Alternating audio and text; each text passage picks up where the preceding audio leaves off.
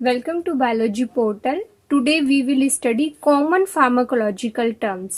अगर आप HAP पढ़ते हैं, फार्माकोलॉजी पढ़ते हैं, पैथो पढ़ते हैं, तो कहीं ना कहीं ये आपकी जो टर्मिनोलॉजी है, ये कॉमन टर्मिनोलॉजी हर जगह यूज होती हैं। तो क्या आप इनको जानते हैं? क्या आपको इनकी डेफिनेशन क्लियर है?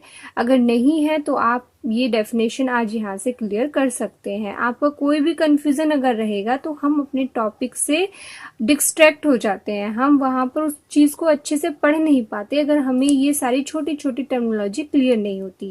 जैसे डायलेशन का मतलब क्या है? डायलेशन का अगर ह्यूमन फिजियोलॉजी में देखें तो रिलैक्स होना, ओपन होना या वाइड होना। सपोज ये हमारी एक वेसल है, तो ब्लड वेसल्स डायलेशन कब होगी? या तो इसके अंदर से लगने वाले जो फोर्स है वो रिलैक्स कंडीशन में आ जाए, मतलब कम हो जाए।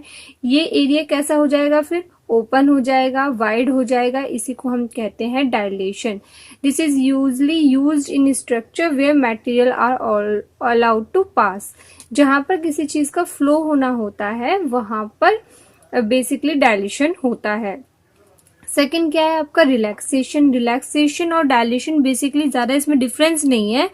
डायलेशन और रिलैक्सेशन साथ साथ में यूज होते हैं, क्योंकि जब रिलैक्सेशन होगा तभी तो डायलेशन होगा। तो the reduction of contractile force, ये वर्ड इसमें इंपॉर्टेंट है कि जब फोर्स जो भी जिसकी वजह से भी वो कॉन्ट्रैक्शन में था, मतलब सिकुड़ रहा था, अगर वो फोर्सेस हम कम कर दें तो हमारी जो वेसल्स है या कोई भी मसल है वो रिलैक्स हो जाएगी। रिलैक्स कब होगी? जब उसमें से उसको लगने वाले जो फोर्स है, कॉन्ट्रेक्टाइल फोर्स है, अगर हम उनको खत्म कर दें या फिर उनको रिड्यूस कर दें तो हमारी जो मसल्स है या फिर जो भी वेसल्स है वो सभी रिलैक्स होने लगेगी। नेक्स्ट है हमारा कॉन्ट्रैक्शन। रिलैक्सेशन का अपोजिट क्या है? कॉन्ट्रैक्शन, मतलब सिकुड़ना, और रिलैक्सेशन का मतलब है बिल्कुल रिलैक्स पोजीशन में आ जाना। कॉन्ट्रैक्शन की वजह से जब कॉन्ट्रैक्शन फोर्सेस, यहाँ लिखा हुआ है कॉन्ट्रैक्टाइल फोर्स, जब ये फोर्स बहुत कम हो जाते हैं तभी तो हमारा रिलैक्सेशन होता है। तो अगर रिलैक्सेशन की हम बात करें, अगर रिलैक्सेशन में हम फोर्स लगा दें, कॉन्ट्रैक्टाइल फोर्स लगा दें, तो it is converted into the contraction. Simple है। जैसे सपोज कोई ब्लड वेसल्स है और इसमें हम फोर्स और ज्यादा लगाने लगे, ये अभी रिलैक्स कंडीशन में था, हमने इसको फोर्स लगा दिया, तो ये क्या होगा? अंदर की तरफ क्या होगा? कॉन्ट्रैक्ट करेगा। तो यहाँ पर देखिए लिखा हुआ है टू शॉर्टन, नैरो और लेजन। इसमें क्या होगा कि हमारी जो वेसल्स है या मसल्स है वो शॉर्टन होने लगेगी। शॉर्टर क्यों हो रही है? क्योंकि इसका जो फोर्स है वो अंदर की तरफ लग रहा है। और यहाँ पे लिखा हुआ भी है ड्रॉ टूगेदर और नियरर, मतलब ये दोनों वॉल को या तो पास लाने की कोशिश करेगा, स्क्वीज करेगा। इसी को हम बोलते हैं कॉन्ट्रैक्शन। अब हम आगे चलते हैं स्टिमुलस पर। स्टिमुलस आप बार बार पढ़ते हैं, एक्शन पोटेंशियल में भी आपने पढ़ा स्टिमुलस, और न्यूरोह्यूमरल ट्रांसमीटर में भी स्टिमुलस हम देखते हैं। HAP, फार्माकोलॉजी, बार बार टर्मिनोलॉजी यूज होती है स्टिमुलस। तो स्टिमुलस का मतलब कोई भी ऐसी चीज, कोई भी ऐसा समथिंग जो विच कॉजेज ए रिस्पॉन्स, जो कोई भी रिस्पॉन्स दे सके, मतलब कोई भी ऐसी चीज जो रिस्पॉन्स क्रिएट करता है, चाहे वो नेगेटिव हो चाहे वो पॉजिटिव हो, लेकिन रिस्पॉन्स प्रोड्यूस करता है, इसी को हम बोलते हैं स्टिमुलस। अब हम नेक्स्ट आते हैं एगोनिस्ट पे। आप फार्माकोलॉजी में भी और HAP में बार बार पढ़ते हैं एगोनिस्ट। एगोनिस्ट क्या है? Basically an agonist is defined as an agent that bind to the receptor and form a drug receptor complex. जो यहाँ पर येलो येलो मैंने किया हुआ है वो बहुत इंपॉर्टेंट वर्ड्स हैं। देखिए एगोनिस्ट का मतलब क्या है? ड्रग और रिसेप्टर का कॉम्प्लेक्स बन जाना, और उस कॉम्प्लेक्स के बनने के बाद एक बायोलॉजिकल रिस्पॉन्स आना। ड्रग आपने ली, वो रिसेप्टर से बाइंड हुई, तो रिसेप्टर से बाइंड होने के बाद उसका कोई ना कोई बायोलॉजिकल रिस्पॉन्स आएगा। अगर बायोलॉजिकल रिस्पॉन्स नहीं आता है तो फिर हमारे एगोनिस्ट का क्या काम है? कोई काम ही नहीं हुआ। तो एगोनिस्ट हम बेसिकली उसी को बोलते हैं जो किसी भी रिसेप्टर के साथ बाइंड करके कॉम्प्लेक्स बना के एक बायोलॉजिकल रिस्पॉन्स प्रोड्यूस करे। अब अगर हम बात करें एंटागोनिस्ट की, देखिए एगोनिस्ट अभी हमने देखा कि किसी भी ड्रग और रिसेप्टर का कॉम्प्लेक्स बनता है और एक बायोलॉजिकल रेस्पॉन्स आता है, ठीक है। अब हम बात करते हैं एंटागोनिस्ट की। तो एंटागोनिस्ट क्या है? एंटागोनिस्ट को बस सिंपल वर्ड में आप ऐसे समझ सकते हैं, देखिए यहाँ लिखा हुआ एंट एगोनिस्ट, मतलब एंटागोनिस्ट दो वर्ड से मिलकर बना है जो एगोनिस्ट के एक्शन को एंटी कर रहा है। एंटी का मतलब है रोक रहा है, ब्लॉक कर रहा है, उसी को हम एंटागोनिस्ट कहते हैं। बेसिक अगर हम देखें तो एंटागोनिस्ट का अपना कोई एक्शन नहीं होता, जैसे यहाँ लिखा हुआ है an antagonist is an agent that binds to the receptor but does not have the ability to elicit a biological response. ये सेम रिसेप्टर पे बाइंड करेगा, जैसे एगोनिस्ट ने किसी रिसेप्टर पे बाइंड किया वैसे ही एंटागोनिस्ट ने भी बाइंड किया, लेकिन एगोनिस्ट के बाइंड होने पर तो एक्शन प्रोड्यूस होता है, कोई भी बायोलॉजिकल रिस्पॉन्स प्रोड्यूस होता है, लेकिन एंटागोनिस्ट के बाइंड होने पर कोई भी बायोलॉजिकल रिस्पॉन्स प्रोड्यूस नहीं होता। और एंटागोनिस्ट का जो काम है वो क्या है? एंटागोनिस्ट का अपना तो कोई काम नहीं है, क्योंकि इनके अंदर कोई भी पावर नहीं होती, ये अपना कोई बायोलॉजिकल रिस्पॉन्स क्रिएट नहीं कर सकते। तो सिंपली ये क्या काम है इनका? हम इनको वहां यूज करते हैं जहां हमें एगोनिस्ट के एक्शन को ब्लॉक करना होता है। तो यहाँ पर लिखा हुआ है दे एंटागोनाइज और block the action of agonist, मतलब एगोनिस्ट का जो भी एक्शन है सिर्फ उसको ब्लॉक करने के लिए हम इसे उस साइट पर भेज देते हैं ताकि ये जाके उस साइट पर बाइंड हो जाए और एगोनिस्ट को अपना एक्शन प्रोड्यूस ना करने दे। इसे हम एक डायग्राम के थ्रू भी समझ सकते हैं। देखिए जैसे सपोज ये हमारा एक डायग्राम है, ये हम ले लेते हैं एक रिसेप्टर है और रिसेप्टर पर एक ये एगोनिस्ट बाइंड करता है। तो अगर एगोनिस्ट बाइंड करता है तो it produce a biological response.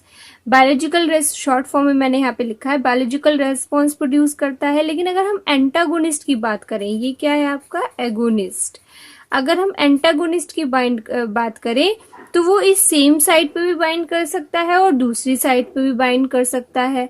तो अगर एंटागोनिस्ट की बात करें तो उसका काम सिर्फ इस एगोनिस्ट की साइट पर बाइंड करके एगोनिस्ट के एक्शन को ब्लॉक करना है। अब हम एक दूसरा डायग्राम देख लेते हैं। सपोज ये कोई रिसेप्टर है, तो अगर हम यहाँ पर पहले से ही एंटागोनिस्ट को बाइंड करा दें, ये आपका एंटागोनिस्ट है, तो जब एंटागोनिस्ट यहाँ बाइंड रहेगा तो ये साइड तो फिल हो गई, यहाँ पर तो कहीं जगह नहीं रही इसके लिए बाइंड होने के लिए, तो एगोनिस्ट अब इस साइड पर बाइंड नहीं कर सकता, इसको हम बोलते हैं एंटागोनिस्ट।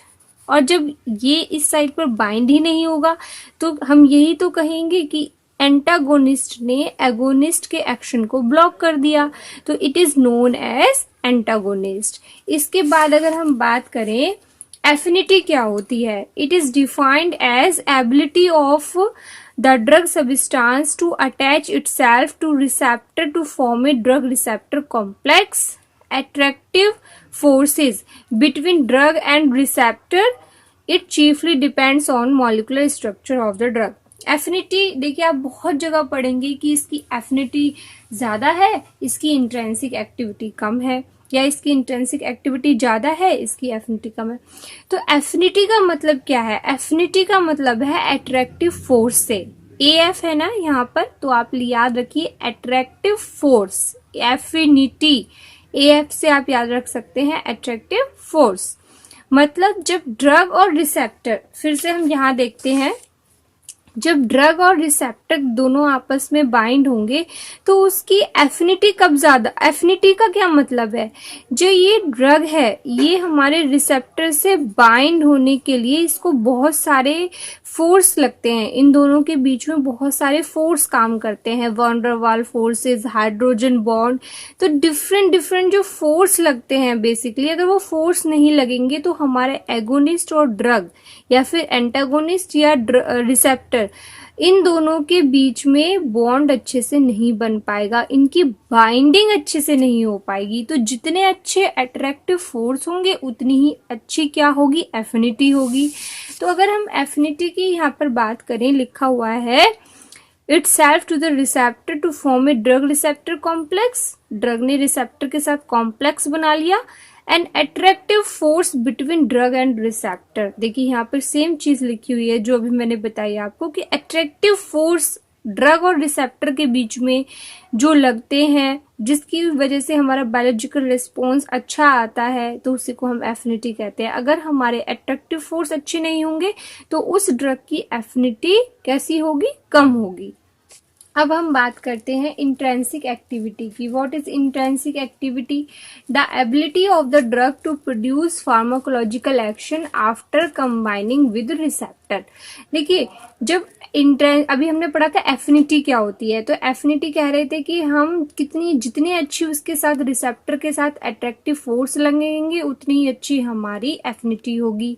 इंट्रिंसिक एक्टिविटी का मतलब क्या हुआ? जितना अच्छा बाइंडिंग होगी उसके बाद जो फार्माकोलॉजिकल एक्शन प्रोड्यूस होता है। कोई जरूरी तो नहीं है ना कि जो हमारे फोर्सेस लगते हैं वो सारे फोर्स ड्रग और रिसेप्टर के बीच में प्रेजेंट हो या उनकी बाइंडिंग बहुत अच्छे से हुई हो। तो उस बाइंडिंग के बाद जितने भी फार्माकोलॉजिकल एक्शन प्रोड्यूस होता है उसे हम इंट्रिंसिक एक्टिविटी कहते हैं।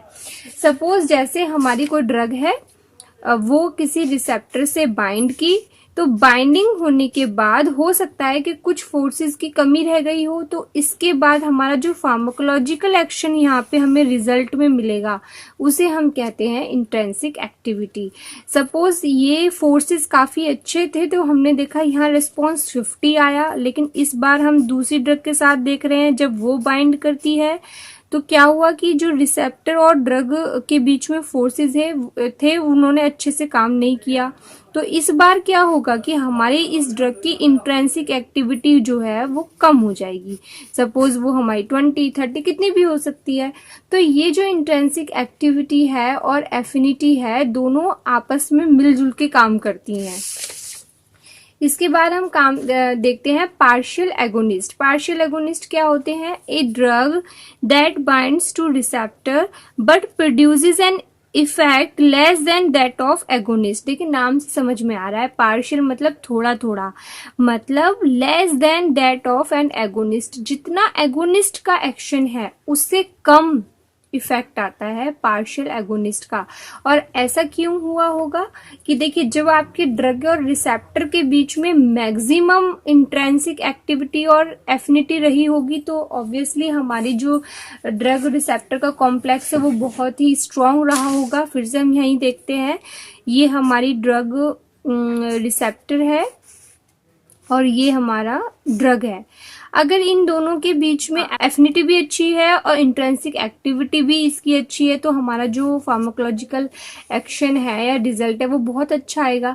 लेकिन सपोज यहाँ पर इनके बीच में काम करने वाला जो अट्रैक्टिव फोर्स है वो पूरी तरीके से ड्रग और रिसेप्टर के बीच में अच्छे से नहीं है, अच्छे से ड्रग हमारी रिसेप्टर पे बाइंड नहीं हो पा रही है, तो उस कंडीशन में जो हमारा इफेक्ट है वो पार्शियल आएगा।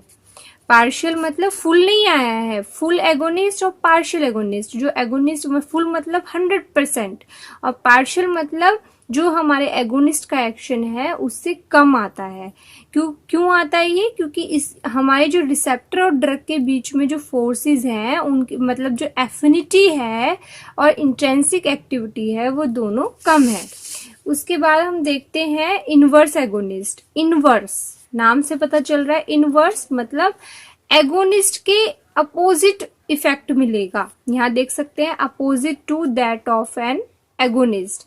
जो भी एगोनिस्ट का इफेक्ट है उससे अपोजिट मिलता है इनका इफेक्ट। सपोज एगोनिस्ट क्या कर रहे हैं? टैकीकार्डिया कर रहे हैं, तो इनवर्स एगोनिस्ट ब्रेडिकार्डिया कर रहे हैं। ये आपके हार्ट रेट को बढ़ा रहे हैं तो इनवर्स एगोनिस्ट घटाएंगे। तो ये इसके बिल्कुल अपोजिट काम करता है। These are known as inverse agonist. Drug की इफिकेसी क्या है? It is a maximum effect of the drug. जब आप कोई भी ड्रग बॉडी में लेते हैं, रिसेप्टर से बाइंड करती है, ड्रग रिसेप्टर का कॉम्प्लेक्स बनता है, तो अगर उसका इफेक्ट हमें मैक्सिमम मिल रहा है तो उसे हम बोलते हैं ड्रग की इफिकेसी। सीलिंग इफेक्ट भी बेसिकली इसी को बोलते हैं कि जो ड्रग की इफिकेसी है। और सीलिंग इफेक्ट का मतलब ये है कि आप कितनी भी डोज बढ़ा लें, जैसे even if the dose is increased, यहाँ पर आप देख सकते हैं लिखा हुआ है इट इज मैक्सिमम रेस्पॉन्स, और यहाँ पे भी मैक्सिमम इफेक्ट या रेस्पॉन्स है। लेकिन ये जो हमारी दोनों क्राइटेरिया है ये कैसे काम करते हैं, अगर आप कितनी डोज बढ़ा लें, जैसे सपोज आप 50 दे रहे हैं तो आप देख रहे हैं कि आपका रिस्पॉन्स 100 आ रहा है, लेकिन उस कंडीशन में अगर आप 80 भी अपनी ड्रग को कर देंगे तब भी आपका रिस्पॉन्स 100 ही आएगा। This is known as ceiling effect, मतलब सील हो गया है। अब आप कुछ भी कर लीजिए, आप कितनी भी डोज बढ़ा लीजिए, आपका इफेक्ट आगे नहीं बढ़ेगा। पोटेंसी किसे कहते हैं, देखिए, it is defined as the dose of the drug required to produce an optimum effect. मतलब आपकी जो ड्रग की क्वांटिटी है वो कितना इफेक्ट प्रोड्यूस करती है कम से कम डोज पे, उसे हम ड्रग की पोटेंसी कहते हैं। एग्जांपल से हम समझते हैं, जैसे हमने कोई ए ड्रग ली और बी लिया है, ए में हमने 5 mg लिया और बी में भी हमने 5 mg लिया, लेकिन हम देख रहे हैं कि ए का जो 5 mg है वो डिक्रीज कर रहा है 20 mmHg ब्लड प्रेशर को, यहाँ लिखा हुआ है, और अगर जो हम बी की बात करें तो वो 5 mg ही हमारी डिक्रीज कर रही है 40 mmHg ब्लड प्रेशर को। तो आप बता सकते हैं कि इन दोनों में से मोर पोटेंट कौन है। देखिए, ये इतनी सेम डोज है, dose is same 5 mg and 5 mg, but यहाँ पर हम देखें तो 20 mg और 40 mg, ये तो बहुत बड़ा डिफरेंस आ गया।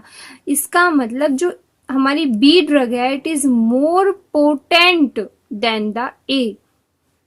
इसका मतलब क्या हुआ कि इतनी ही क्वांटिटी है लेकिन हमारी ड्रग का इफेक्ट तो बहुत अच्छा है, तो उस ड्रग को हम क्या कहेंगे, मोर पोटेंट है। तो पोटेंट का मतलब है क्वांटिटी ऑफ द ड्रग, जितनी हमारी कम क्वांटिटी होगी और मैक्सिमम इफेक्ट आएगा उसी को हम कहते हैं कि ड्रग हमारी मोर पोटेंट है या पोटेंसी इसकी इतनी है।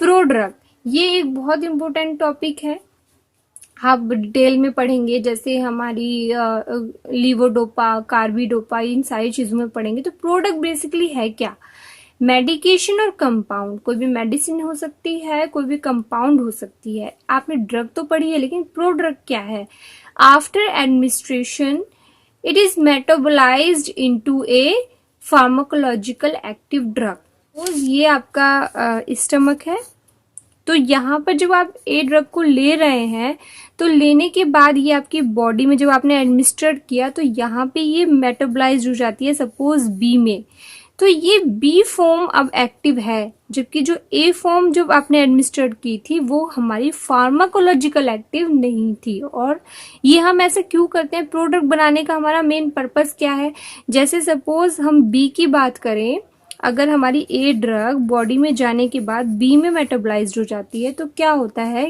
कि जब हम बी ड्रग को देखते हैं तो ये कभी कभी इसका एब्जॉर्प्शन बॉडी फ्लूइड में अच्छे से नहीं होता, इसका एलिमिनेशन नहीं हो पाता, या फिर हम कहते हैं मेटाबॉलिज्म में प्रॉब्लम आती है, या फिर इसके एब्जॉर्प्शन में, मतलब बहुत जो हमारा फार्माकोकाइनेटिक प्रोफाइल है वो हम देखते हैं कि इस ड्रग का ठीक नहीं होता। तो इसलिए हम क्या करते हैं, हम इसे प्रोड्रग में कन्वर्ट कर देते हैं, मतलब कि जब हम इसे बॉडी में लें तो वो इस सिचुएशन में रहे, ए फॉर्म में रहे, और ए फॉर्म आसानी से हम देख रहे हैं कि वो बॉडी में जाके एब्जॉर्ब भी हो रही है और सारी चीजें बहुत अच्छे से हो रही हैं ए ड्रग की, तो ये हम इस फॉर्म में इसको बना देते हैं। जब बॉडी में ये ली जाती है तो ये ए जब साइट पे पहुंचती है और इसको एक्शन दिखाना होता है तो ये ए से मेटाबोलाइज हो जाती है बी में, जो इसकी एक्टिव फॉर्म है। बेसिकली हमें जो एक्शन चाहिए वो ये चाहिए, तो इसलिए हम इसको किस में कन्वर्ट कर देते हैं, बी को प्रोड्रग में। ए अब यहाँ पर क्या कहलाएगी, प्रोड्रग, क्योंकि ये तभी एक्टिव होती है जब आपकी बॉडी में इसका मेटाबोलाइजेशन हो जाता है और ये कन्वर्ट हो जाती है बी फॉर्म में, तो इसी को हम कहते हैं प्रोड्रग। आप डेफिनेशन एक बार फिर से क्लियर कर सकते हैं, after administration it is metabolize into a pharmacological active drug. ये बहुत इंपॉर्टेंट पॉइंट है, फार्माकोलॉजिकल एक्टिव, ऐसा नहीं कि वो पहले से एक्टिव नहीं है, एक्टिव तो है, उसका एब्जॉर्प्शन भी होगा, डिस्ट्रीब्यूशन भी होगा, सब कुछ होगा, लेकिन जो फार्माकोलॉजिकल एक्शन है वो तभी आएगा जब वो ए कंपाउंड आपका बी में चेंज हो जाएगा। Hope you like the video.